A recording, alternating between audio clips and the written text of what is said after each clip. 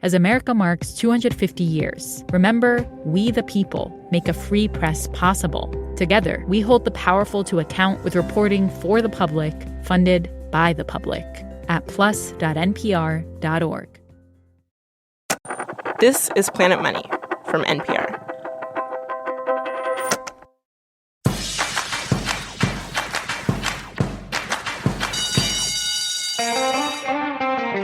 Welcome back to Planet Money Summer School, MBA edition. Today, I should point out our business school's Latin motto. It's carved over the archway here on campus, Sine Mathematica, which means there will be no math, I promise. Even though today's episode is about accounting. No, don't turn us off. Give us a chance to make our pitch. Accounting is usually the first class that an MBA student takes. They come in with dreams of becoming billionaires, and then there they are, sitting in a lecture hall counting widgets, or figuring out whether their inventory should be last in, first out, or first in, first out. The life of FIFA conundrum is a struggle. But inside any accounting class is a revolutionary way of thinking, not just about a business, but about the world. A universe where all the forces are in balance, good and evil, yin and yang, assets and liabilities. It's a beautiful thing. A view that I know is shared by our professor for today's class. Emil Shahada is a professor of accounting at NYU Stern School of Business. Welcome. Thank you. Glad to be here. We should make it clear that accounting is so much more than taxes and numbers. Like, accounting is something that not only every business uses, but every person uses. Every person uses it. And I hope that today we get to bust some stereotypes, because accounting is your superpower. Explain. We're not teaching accounting so you can go become a bookkeeper and sit by yourself in the back room with your little calculator. And that little visor they have, like the green visor. Stop. All right. And the little pocket protector for the pens. Okay. No, we are teaching accounting, and the skill you get is you get a sixth sense. You have a way of interpreting, assessing, really judging. How is a company performing? How is my business performing? What information, meaningful data can I use to run my business and make really good decisions? All right, we will talk more with Emil after our first case study. In each episode of Summer School, we play a few classic episodes and have our professor suss out the big principles involved. Today, we have a doozy. It's a story about the birth of accounting and of the man who made that innovation possible. He was a monk, a magician, and possibly the boyfriend of Leonardo da Vinci. Accounting gets sexy after the break.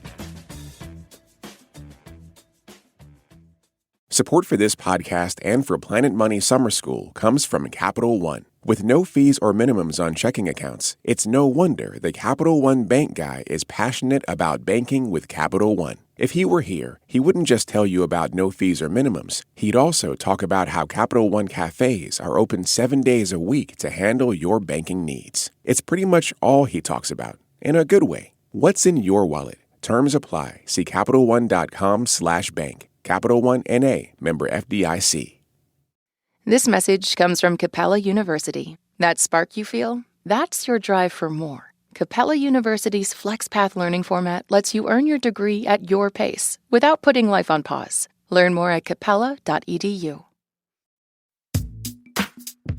It was a lot of work to condense more than a century of contract law into a single 20-minute episode.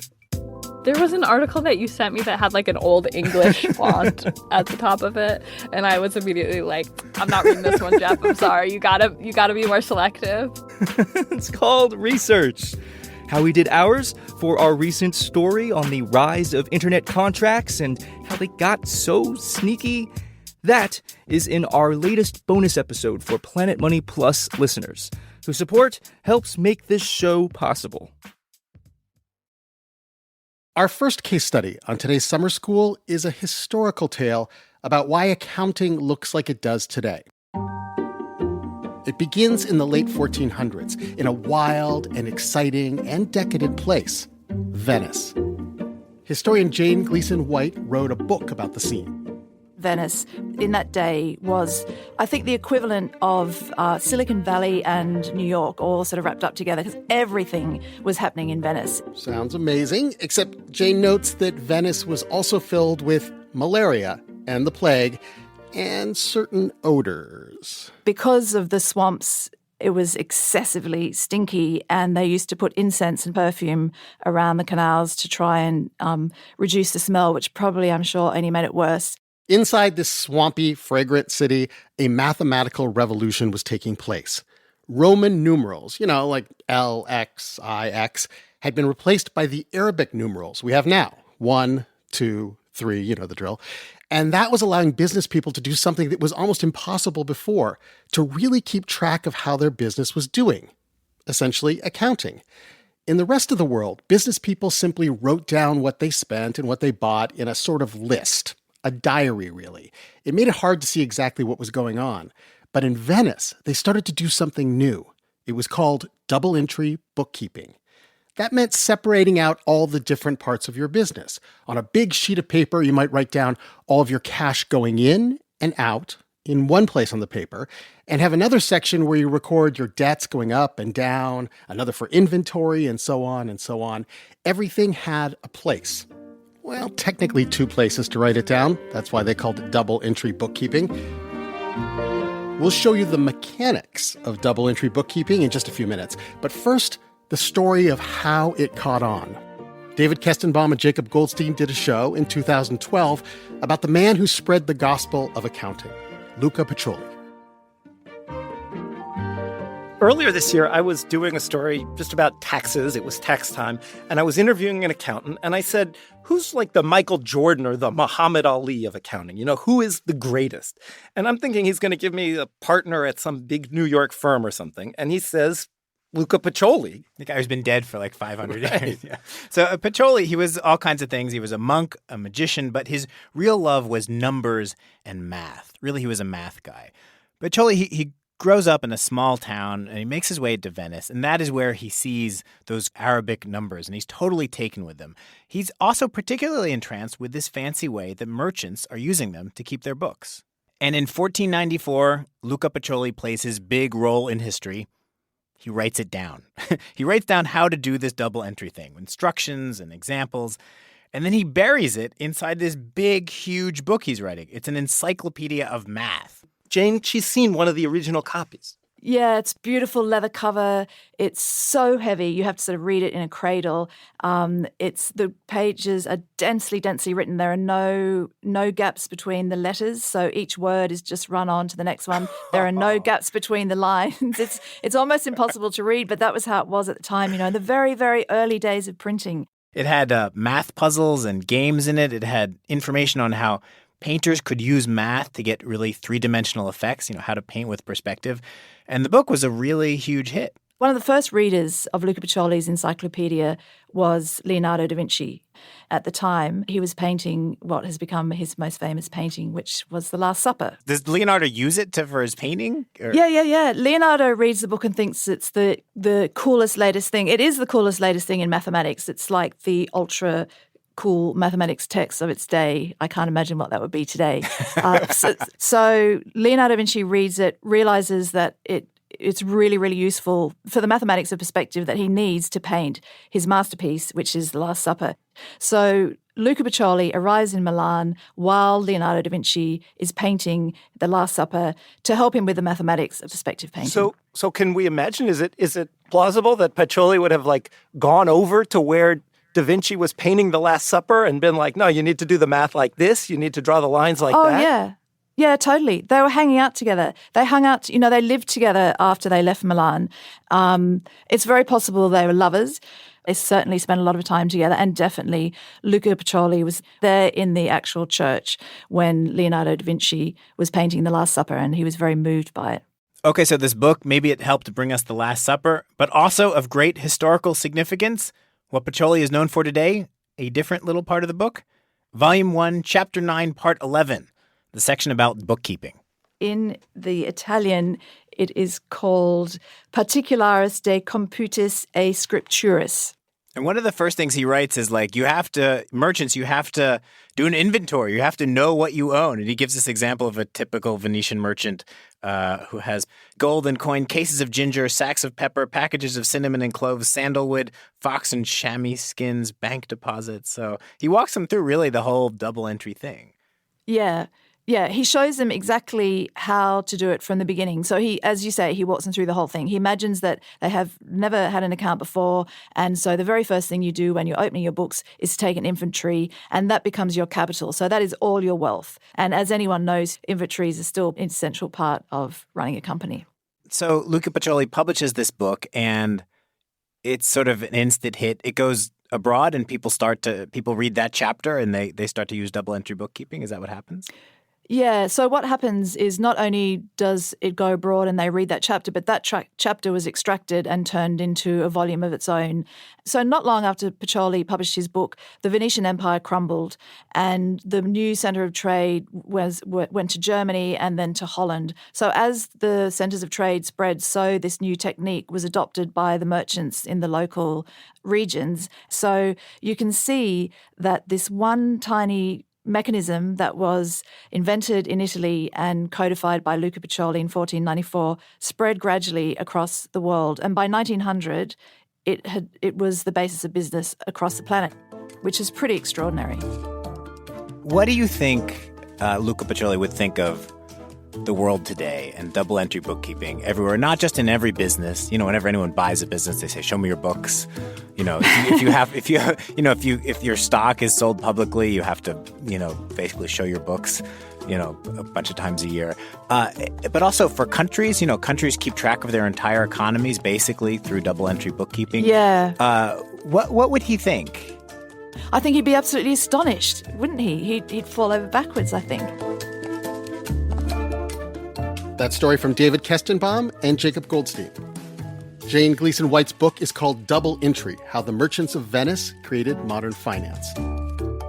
Let's bring back in our accounting professor, ML Shahada. I just love that story of the father of accounting, the serendipity of that whole experience, right? He happened to be in Venice. He happened to be writing this book. He happened to have access to the printing press. And even in the 1500s, it went viral. I love it. Okay, with your help, we are going to learn the nitty-gritty of the double entry bookkeeping process, Luca Pacioli's baby. And it does involve, everyone, talking about an equation. I know, I promised no math. Luckily, this equation has no numbers. It's only words. Emil, take it away. The backdrop to our accounting system is what we call the accounting equation. Here it goes. Drum roll. Oh, I'm so excited. Assets equals liabilities plus equity.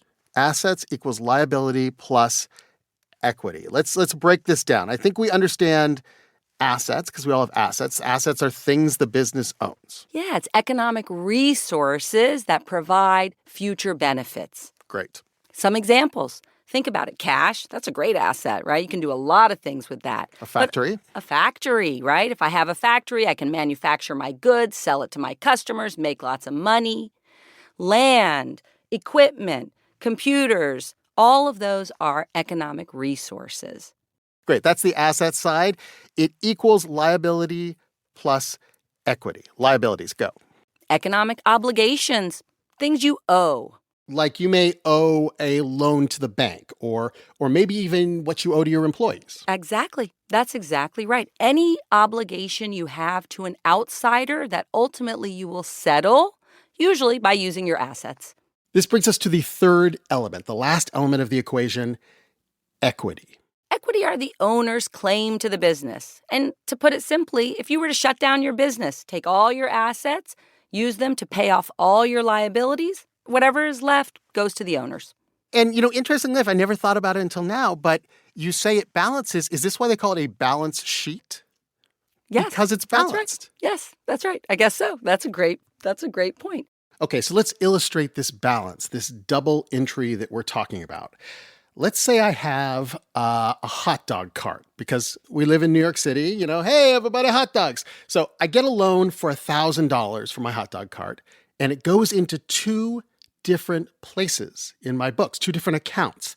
It's a liability, which we just went over. It's something I owe to the bank. So I write that down, $1,000 liability. But it's also an asset because now I have $1,000 in cash to spend. And I write that down, $1,000 in cash in a separate place. Now let's just say I want to buy $100 worth of mustard. Now my cash goes down $100. That's sad. But my mustard inventory goes up. Yay! Always double entry. Everything goes in twice. Now, Emil, this seems like fun, but why not just eyeball everything at the end of the day and say, I got enough cash and mustard to last me another day and not worry about it? Sure. Before Luca and before documenting this double entry accounting, it was kind of that, like a single entry accounting. You just sort of kept a track overall of where you ended up. I mean, think about if you have a bank account and you just watch the increase and decrease in your cash balance, for example, or your investments. But that doesn't tell you all of the other information. If you borrow money, your cash increases, but you also now have a corresponding economic obligation, what we call a liability, that increases as well. So that cash is not unencumbered, right? You have a responsibility in the future to use some of your assets to pay off that loan. If we don't keep track of that more granular impact on the other side of the equation, and when I say other side, I mean the liabilities and equity, then we just say, hey, we got all this cash. It looks great. Sure. Well, wait a minute. You also have some other stuff going on here. And the way we use this, not just for our own business, but we use this to evaluate other businesses. So there could be two companies that have equal amounts of cash and are in no way equal. And once you look at a balance sheet, you can see all the different things going on sort of in one picture. Oh, that's the beauty of it, is that contrast and comparison. After the break, we'll be back with our second case study. Imagine what happens when Luca Pacioli's accounting starts to move at the speed of light. Well, you probably don't have to imagine it. You've probably used it. It's called an electronic spreadsheet. And the magician in Luca would have loved it.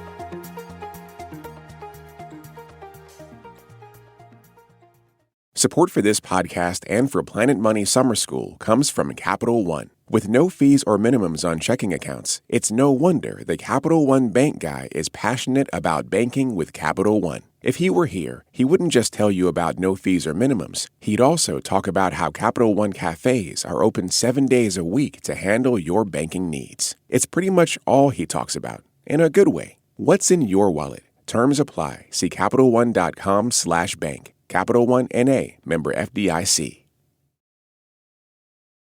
Welcome back, everyone, to Planet Money Summer School, MBA edition. Our second case study is about another great revolution in accounting, the thing no MBA student can live without, an electronic spreadsheet. Think Microsoft Excel or Google Sheets. Luca Pacioli's bookkeeping system took pages and pages and pages of paper.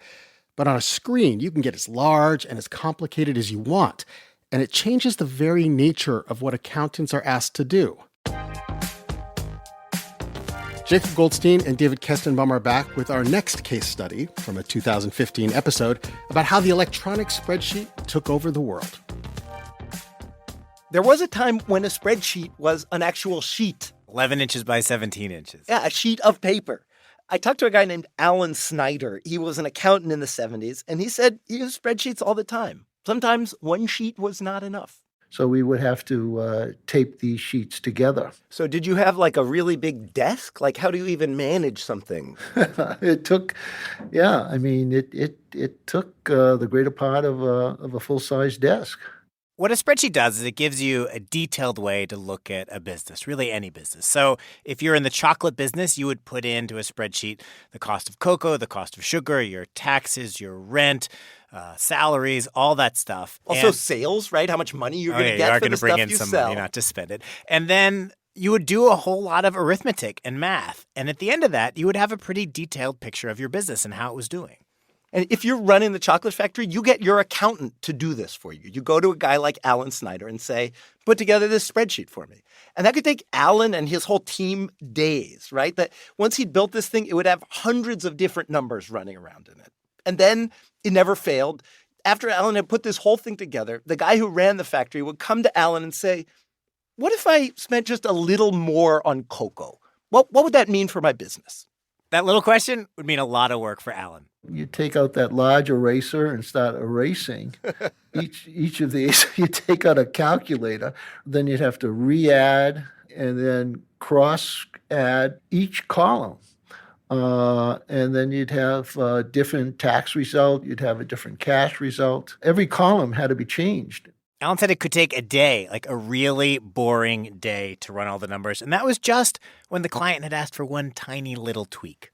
So, okay, it's the late 70s, and not far from where Alan is working, there's a guy named Dan Bricklin sitting in class bored out of his mind. He's the guy who's about to invent the spreadsheet. Yeah, the future inventor of the spreadsheet is at this moment in our story sitting in class. He's at Harvard Business School in this big lecture hall. And up at the front of the room, there's a professor up on the blackboard doing some spreadsheet-type math.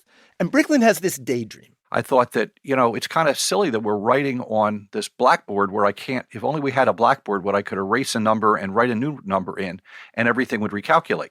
This was a timely moment to have this daydream. The Apple II computer had come out. It's a computer, finally, that you could have at home. You could put it on your desk. But of course, at the time, most people thought of it basically as a toy. They thought of it like a video game console. Bricklin looks at the Apple II and thinks, this could be my magic blackboard. He thought it could do what accountants were doing on paper with their giant spreadsheets and their erasers. You could run this thing and it would actually calculate, go bump, bump. You would put a number in and hit return and everything would recalculate. And you could watch it. You could watch the numbers change, bump, bump, bump. It made sound. I had a real prototype. I love it. It made sound. The audio spreadsheet. He actually, that was another problem in the early model. He said it took up a crazy amount of memory to make the sound. So he killed the sound too. All right, so what happens next? So next, he hooks up with his old friend, this guy named Bob Frankston, also a computer guy. A guy today known as the co-creator of the spreadsheet. That's it, right? His early partner. And Frankston and Bricklin, they start giving demos around town, basically showing this prototype to guys like Alan Snyder, to accountants with big erasers. I was flabbergasted. I said, this is amazing. This was amazing. And it was. Alan managed to get his hands on one of those early test versions. And then not long after that, when the spreadsheet software actually hit the market, sold under the name VisiCalc, Alan became the first registered owner. Alan Snyder, spreadsheet user number one. For anybody working with spreadsheets, mainly accountants, this was like a godsend. You wouldn't have to do this grudgery work over and over and over again. It was a godsend, but it was also a threat because the computer could do in seconds what it used to take someone an entire day to do. In fact, the computer was better at it. The computer didn't make mistakes. There's this amazing little anecdote about an accountant right after the electronic spreadsheet came out. And what happened was this accountant, he got a rush job from one of his clients. It was the kind of thing that in the old paper universe would have taken a couple days. This guy has this new electronic spreadsheet. So he plugs in the numbers, does the work in just a couple hours. Then what he does, he just waits, lets the thing sit on his desk for like 2 days, FedExes it back to the client. And the client was like, wow, you did it so fast. It's a funny story, but clearly, that was not going to be a long-term strategy, right? If it only takes a couple hours to do a spreadsheet and you're billing by the hour, you're going to make less money for a particular job, right? You're going to need fewer workers. You're going to need to get rid of some people. And in fact, if you look at the numbers, just the, national jobs data from the government, you can see this. Since 1980, right around the time the electronic spreadsheet came out, 400,000 bookkeeping and accounting clerk jobs have gone away. But 600,000 accounting jobs have been added. What happened is that accounting basically became cheaper. And sometimes when something gets cheaper, people buy a lot more of that thing. Alan said clients bought more accounting. They called up asking him to run more numbers for them. You could play the what if game. What if I did this instead of that? If you're that person who owned the chocolate factory, you can now call up Alan Snyder and ask all kinds of questions. What if we made our chocolate bars a little bit smaller? What if we made them 2% larger? Can we give everyone a raise this year? What if we started selling a lot of chocolate bars to China? All these questions, normally it would have been very expensive for Alan Snyder to do it out on paper, but now it was much cheaper. So people asked a lot more questions. VisiCalc, this software Dan Bricklin wrote, it becomes the killer app for the Apple II. It's the $99 piece of software that makes people go out and buy the $2,000 computer. And this actually went way beyond accountants. It let doctors do better calculations for anesthesiology before their open heart surgery. It was used by a company to decide where to put which slot machines on the casino floor. On top of that, there is one industry that Bricklin didn't mention there where spreadsheets were a monumental deal, where spreadsheets became the center of the world. And that industry is finance. Spreadsheets basically gave birth to modern Wall Street, to this world we have today. Wall Street became obsessed with this what-if question. What if we got a slightly better interest rate on our loan? What if these two companies merged? What if we structured the deal this way? Today, the spreadsheet is the way people in finance talk to each other. It's the way they decide, is this $1 billion deal? Is this a $950 million deal? Should we do this deal at all? Wall Street is basically a bunch of Excel spreadsheets flying back and forth. You may remember the London whale story from a couple of years ago about a trader at J.P. Morgan who lost the bank $6 billion. That was partly a spreadsheet error. I talked about the London whale with Matt Levine recently. Matt used to work at Goldman Sachs. Now he writes for Bloomberg.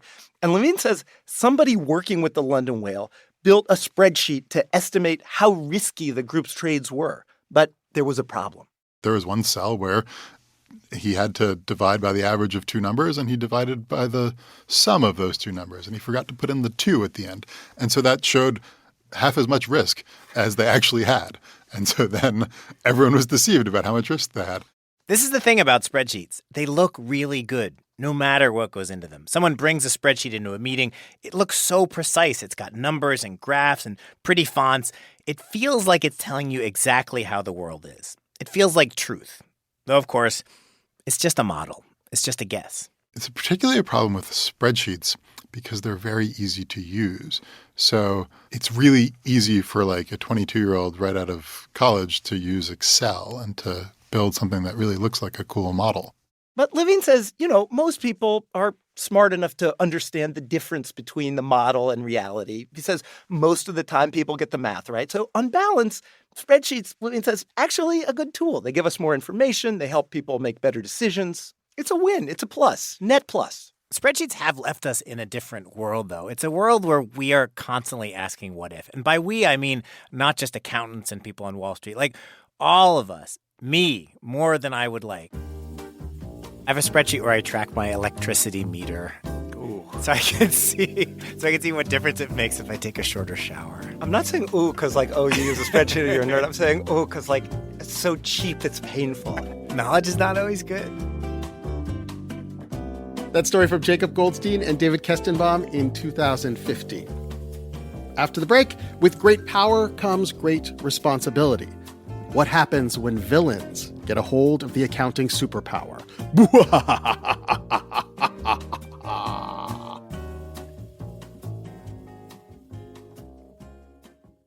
Support for this podcast and for Planet Money Summer School comes from Capital One. With no fees or minimums on checking accounts, it's no wonder the Capital One bank guy is passionate about banking with Capital One. If he were here, he wouldn't just tell you about no fees or minimums. He'd also talk about how Capital One cafes are open 7 days a week to handle your banking needs. It's pretty much all he talks about, in a good way. What's in your wallet? Terms apply. See CapitalOne.com/bank. Capital One N.A., member FDIC.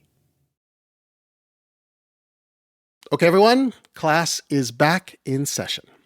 Accounting, bookkeeping, the electronic spreadsheet, they all seem to make the world very precise.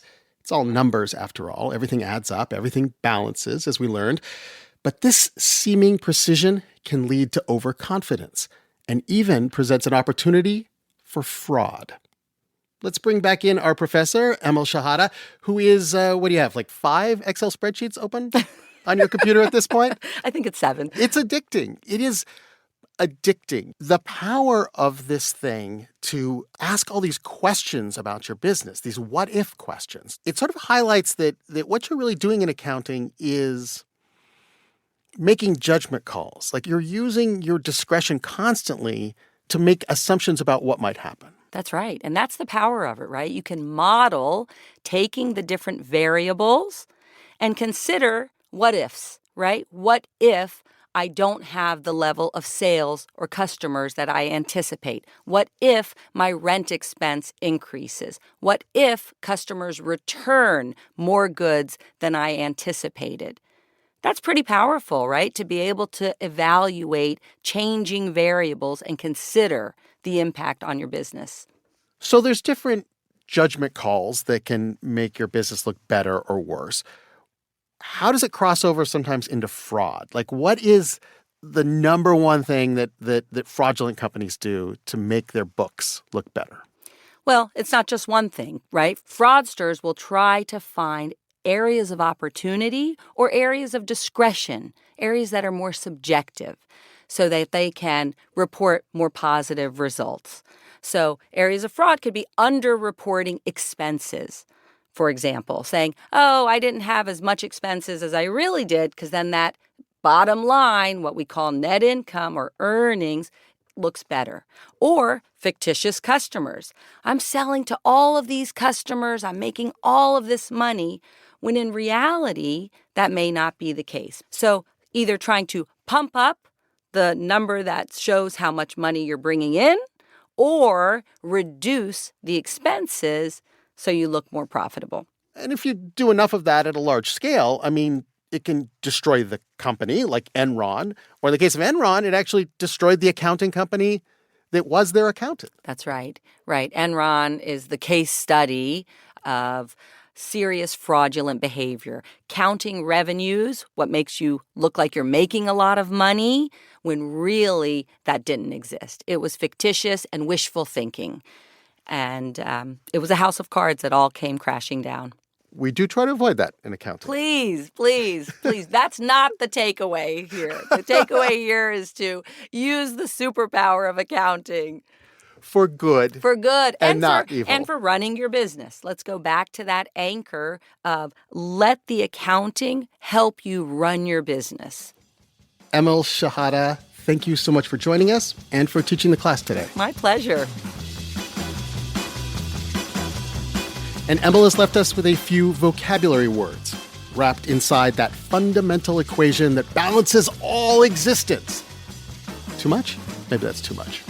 All right, that equation is assets equal liabilities plus equity. Assets, the first part, are everything of value to the business that helps it run. The cash, the investments, the factory, all that mustard. Just the change in the couch cushions, all assets. Liabilities are everything you owe to your bankers, to your employees, to your customers. If you've promised it, you gotta write it down. And our third vocabulary word, equity. Once you subtract your liabilities from your assets, is anything left over? I hope so, because that's equity. That's what you and your investors get to claim if you say sell the business and go off to Bermuda. Just don't be seduced by a spreadsheet that seems too good to be true. Okay, students, now that we've had 3 sessions of summer school, are you feeling ready to try something new? Does the double entry spreadsheet in your brain say knowledge up and ignorance down? Excellent. We'd like to hear from you about the business ideas that are just popping into your mind as you're listening. And if we think your idea is intriguing, well, we might invite you onto our graduation episode at the end of August. Your idea can be big or it can be tiny. It can be hats for cats. But we want to see what you've learned. Who are your customers? What is the problem you're solving? How do you differentiate from your competitors? Why won't the cats just take off the hats? That seems like what they would do. Send us your pitch to planetmoney@npr.org with summer school pitch in the subject line. That's planetmoney@npr.org. Our summer school series is produced by Max Freedman. Our project manager is Julia Carney. This episode was edited by Sally Helm and engineered by Robert Rodriguez. The show is fact-checked by Sierra Juarez. Planet Money's executive producer is Alex Goldmark. I'm Robert Smith. This is NPR. Thanks for listening. This message comes from Lisa. Lisa mattresses are meticulously designed and assembled in the USA for exceptional quality, and they back it all up with free shipping, easy returns, and a 120-night sleep trial. Beautifully crafted mattresses tailored to how you sleep. Feel the difference from night one. Visit lisa.com for 30% off today. Plus, get an extra $50 off with promo code NPR. That's LEESA.com, promo code NPR. Whether you're dedicated to a team, I want to see them win. Rooting for a nation, I'm not even a soccer fan, but I'm just repping my people. Or just appreciate the joy the beautiful game inspires, No Scotland, no party. find the World Cup tab in the NPR app, home to all of NPR's coverage on and off the pitch.